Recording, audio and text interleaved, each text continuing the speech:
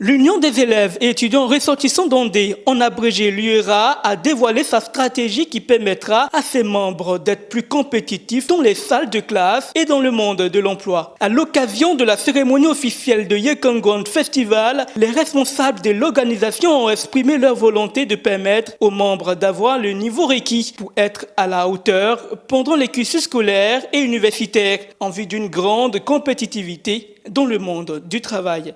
Afin d'être plus compétitif sur le marché de l'emploi, nous avons à notre actif plusieurs stratégies pour atteindre notre objectif. D'où la nécessité des cours de vacances que nous avions organisés du 1er au 31 août passé. Pour rehausser le niveau de nos frères et sœurs. Battons le record de la mobilisation durant ces vacances scolaires. L'UERA reçoit les félicitations des responsables de la jeunesse de la sous-préfecture. Et quand des jeunes de ce statut ont battu le record de la mobilisation, on ne peut que les appeler jeunes hyper conscients. Officier Cablan, représentant du parrain, a officiellement ouvert les festivités de Yekangwon Festival.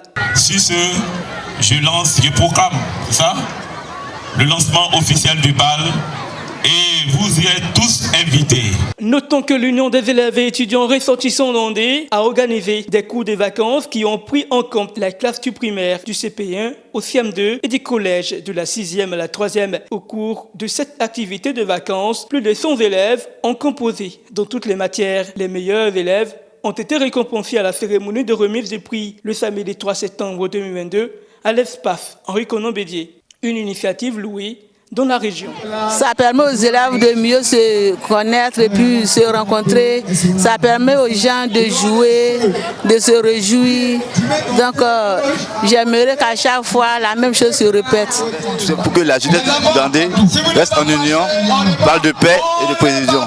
Nous allons mener tout ce qui est comme combat, tout ce qui est de notre possible pour pouvoir rendre vraiment à notre génération notre Moronou stable à notre force. Oui, j'aimerais dire à la jeunesse de la sous-préfecture d'Andé de se mettre ensemble là, pour une sous-préfecture développée, parce qu'aujourd'hui c'est ça, nous devons compter d'abord sur nous-mêmes. Rappelons que cette deuxième édition de Yekangwon Festival était placée sous le thème « Pour une école de qualité ». Disons non au congé anticipé.